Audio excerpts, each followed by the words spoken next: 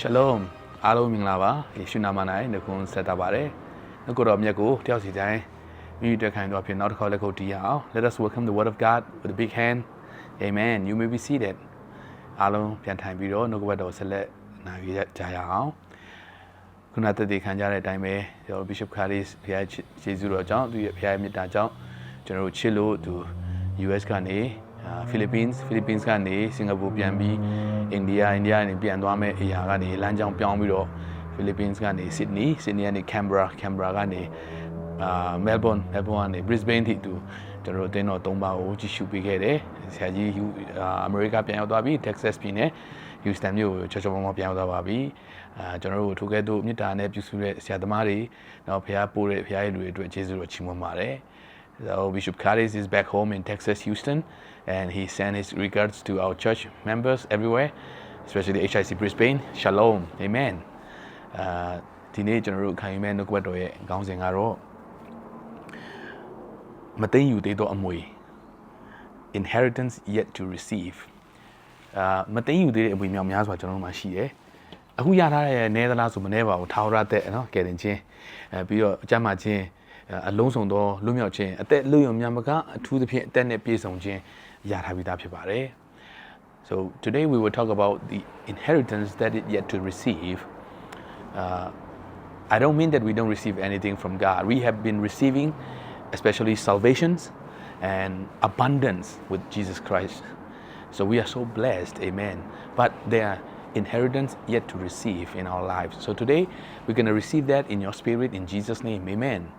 ကျွန်တော်တို့ရထားပြီးတဲ့ဂရုတော်တွေကောင်းကြီးတွေများစွာရှိတယ်အထူးသဖြင့်ကယ်တင်ခြင်းရောနော်လုံလောက်သောပြည့်စုံကုန်လုံးတဲ့ထာဝရတက်တဲ့တကွလုံးစုံရထားပြီးသားမှန်တော့လည်းပဲဒီနေ့မှာတော့မသိမ်းယူသေးတဲ့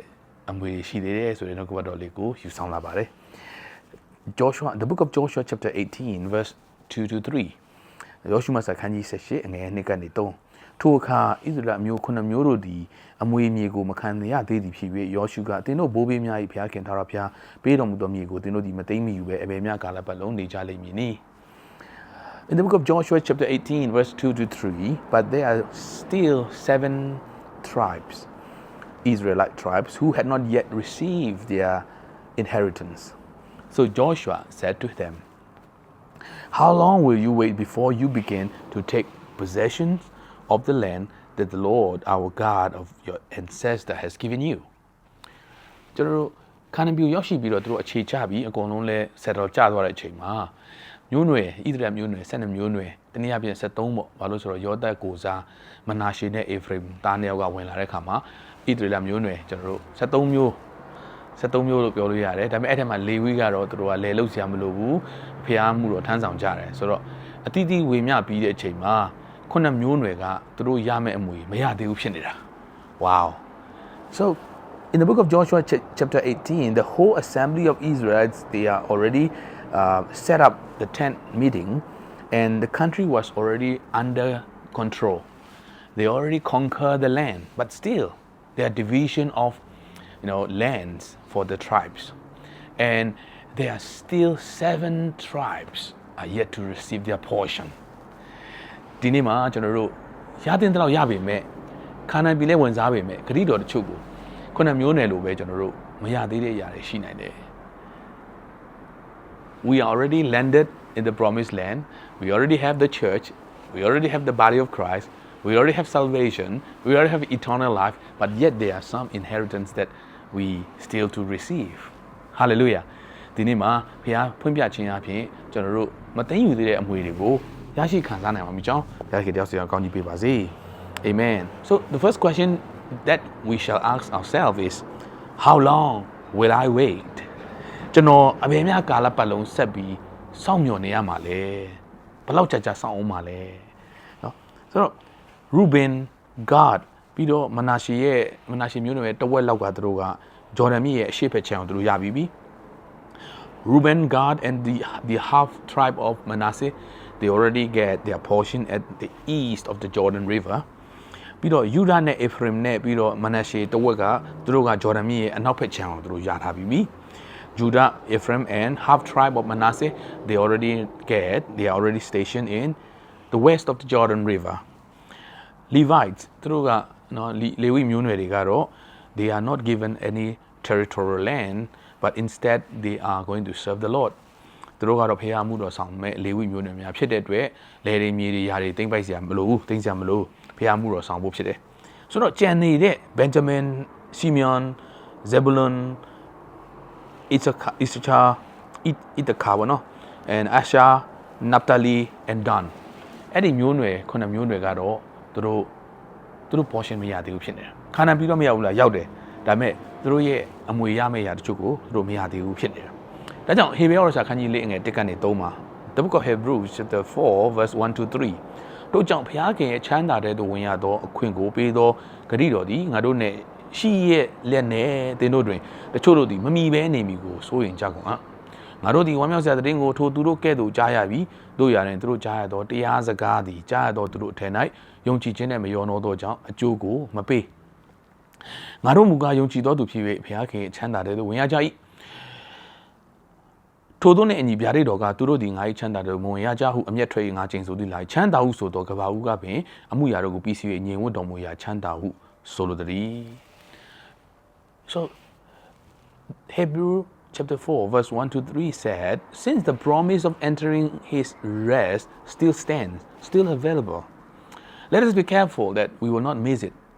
some of them they miss it because they do not receive it by faith but for you and me we need to believe we need to grab it with our faith so today the message is it's available for you but why are we waiting for what are we waiting for when how long we will be waiting let's get on and receive your inheritance in the Lord in Jesus name amen ဒီနေ့နှုတ်ကပတ်တော်ရဲ့အနှစ်သာရကတော့ကျွန်တော်တို့ပေးထားသောဂရုတော်တွေများစွာရှိပေမဲ့ကျွန်တော်တို့ကမရနိုင်ဘူးဖြစ်တယ်တရားကိုနာတော်လဲကျွန်တော်တို့ကကိုယ့်အတွက်မခံယူတဲ့ခါမှာမရဘူးဖြစ်တယ်ယုံကြည်ခြင်းနဲ့မယောနောတဲ့အတွက်မရဘူးဖြစ်တယ်ဒါကြောင့်ဂရုတော်များစွာရှိတယ်အဲ့ဒါတွေအားလုံးကကျွန်တော်တို့အတွက်အပိုင်ဖြစ်ပါတယ်ဟာလေလုယာဟေဘဲခန်းကြီး၄ငယ်9ကနေ7မှာဆိုရင်လဲ in the book of Hebrews chapter 4 verse 7 to 12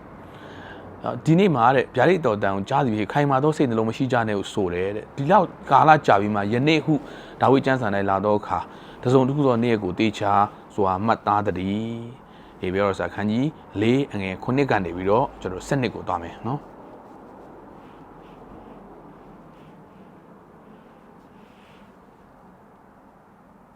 ယောရှုသည်ထိုသူတို့ကိုချမ်းသာပေးသည်မှန်နဲ့ထို့နောက်အခြားသောနေ့ရက်ကိုအဘယ်ဆိုပွဲရှိသည်နည်းဝါယောရှုကအားမလို့အားမြပြောနေတာယောရှုကလေမင်းတို့တွေကဘာလို့ခုနှစ်မျိုးတွေဘာလို့ခုထိမသိမ်းသေးတာလဲဘာလို့မယူသေးတာလဲလို့ယောရှုကဂိယူနာဒေါသနဲ့အဲ့ဒီမျိုးနွယ်ခုနှစ်ကိုမချစ်မရဲပြောနေ Joshua he's kind of angry he's kind of no why are you not getting your lands we are already here we are landed in the promised land but yet you are still standing go get your portion that's what Joshua said ဒီနေ့မှာလဲယောရှုကကျွန်တော်တို့စကားပြောနေတယ်ချစ်တော်မိတ်ဆွေကျွန်တော်တို့ဘုရားဂရုတော်များစွာရှိတယ်ဘာလို့ကျွန်တော်တို့မယူတာလဲဘုရားဂရုတော်များစွာကျွန်တော်တို့ကြားပြီးပြီဘာလို့ကျွန်တော်တို့မခံယူသေးတာလဲဘုရားဂရုတော်များစွာကျွန်တော်တို့ရပြီးပြီဘာလို့ကျွန်တော်တို့အဲ့ဒါအပိုင်မသိမ်းတာလဲဒီနေ့မှာဘုရားရဲ့ဂရုတော်တွေကိုသိမ်းနိုင်တော်သူများဖြစ်ဖို့ဘုရားရှင်ကောင်းကြီးပေးပါစေအာမင်ထို့ကြောင့်ဘုရားခင်လူတို့ဖို့လို့ငါညင်ဝချင်းချမ်းသာတဲ့မျိုးဒီကြံသေးတယ်ဒီရထားတဲ့ဂရုတော်များစွာရှိတယ်ဒါပေမဲ့ညင်တဲ့ချင်းတချို့နေရာတွေမှာညင်တဲ့ချင်းမရှိသေးဘူးဆိုရင်ကြံသေးတယ်တဲ့ဘုရားကအာမင် Yes, we already receive eternal life, abundance, but by the word of God today, there's something left behind. You still have peace, short of peace. Shalom peace will be upon you right now in Jesus' name. Amen. ဘယ်ကဏ္ဍမှာသင်ញင်တဲ့ချင်းလိုနေတယ်လေအဲ့ဒီကဏ္ဍတွေနှုတ်ကပတ်တော်ကလုံလောက်ပါတယ်ဘုရားခင်သည်မိမိမှုရာတို့ကိုပြီးစီ၍ညင်ဝတ်စေတော်မူနည်းတူထိုချမ်းသာတဲ့ဝင်ရသောသူသည်လည်းမိမိမှုရာတို့ကိုပြီးစီ၍ညင်ဝတ်စေရလိမ့်မည်ထို့ကြောင့်ဣသရေလလူသည်မယုံကြည်သောစိတ်ရှိသဖြင့်လဲတဲ့ကဲ့သို့ငါတို့သည်မလဲချမ်းသာခြင်းတို့ဝင်ရမည်အကြောင်းကြိုးစားအားထုတ်ကြကုန်ကျွန်တော်တို့ဒီနေ့မပြိုမလဲဘုရားရဲ့ဂရုတော်ရရှိဖို့အတွက်တယောက်စီတည်းဖျားရှင်ကောင်းကြီးပေးပါစေဟေဘဲခန်းကြီး၄ငယ်7နှစ်အရေးကြီးပါတယ် Hebrew 4:12 is very important ဘုရားရဲ့နှုတ်ကပတ်တော်တရားတော်သည်အသက်ရှင်ခြင်းတကိုးနဲ့ပြုပြင်ခြင်းတန်လဲတကာထက်ခြင်းနဲ့ပြည့်စုံသည်ဖြစ်၍အသက်နဲ့စိတ်ဝိညာဉ်ကို၎င်းအယိုးစစ်နဲ့ခြင်းစီကို၎င်းပိုင်းခြား၍ထုတ်ချင်းခွင့်တတ်၏စိတ်နှလုံးကြံစီများကိုလည်းသိမြင်တတ်၏ For the word of God is alive and active,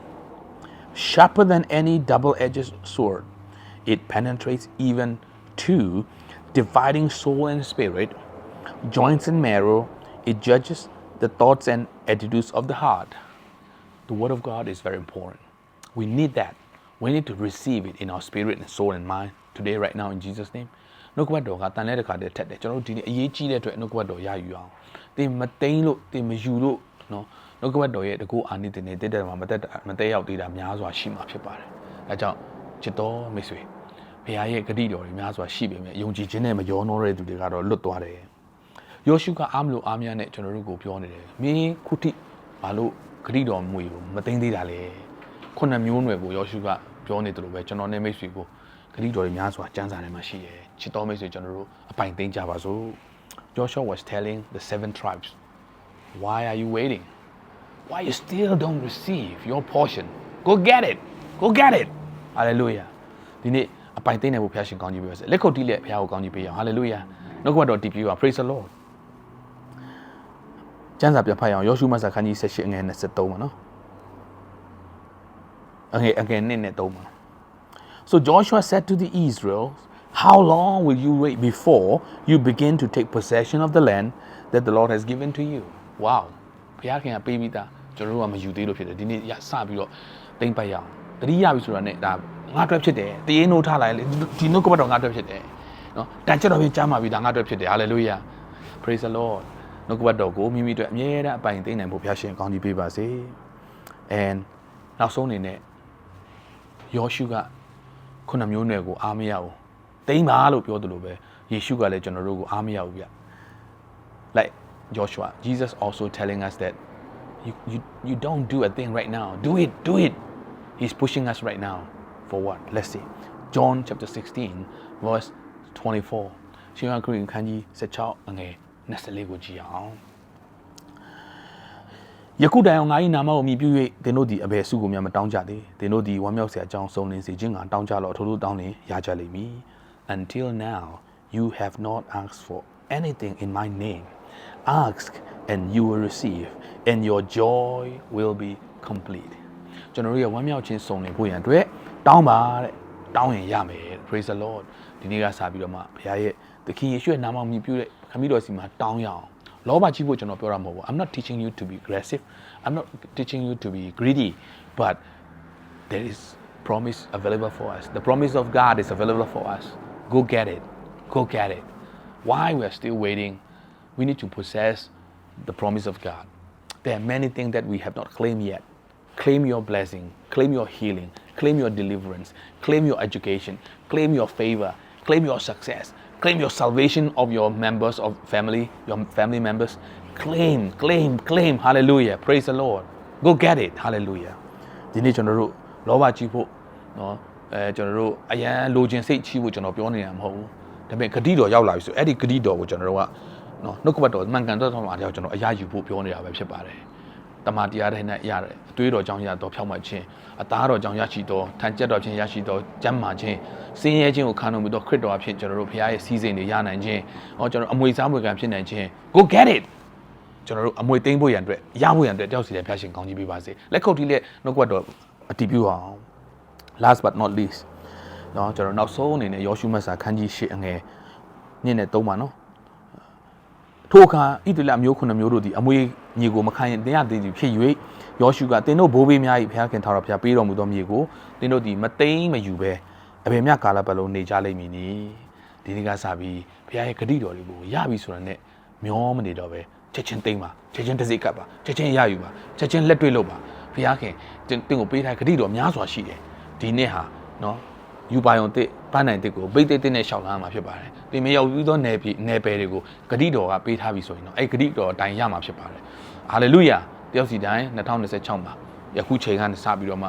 လာမယ့်နှစ်ပေါင်းများစွာမှာတင်ဖျားပေးတဲ့ဂတိတော်ပန်းနိုင်တွေကိုယုံကြည်ခြင်းနဲ့နှုတ်ကပတ်တော်ဆွဲကိုင်းပြီးတော့မှအပိုင်သိမ်းနိုင်တော်သူများဖြစ်ဖို့တယောက်စီတိုင်းဖျားရှင်ကောင်းကြီးပေးပါစေ။ May the Lord bless you so that you will receive your new blessing, new vision and new destiny by the word of God. Amen. God bless you all.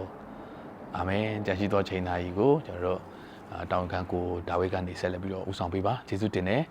အားလုံးကိုဖျားရှင်ကောင်းကြီးပေးပါစေနောက်တစ်ပတ်တွေ့ရအောင် See you next week in person in Brisbane. God bless you all. Hallelujah.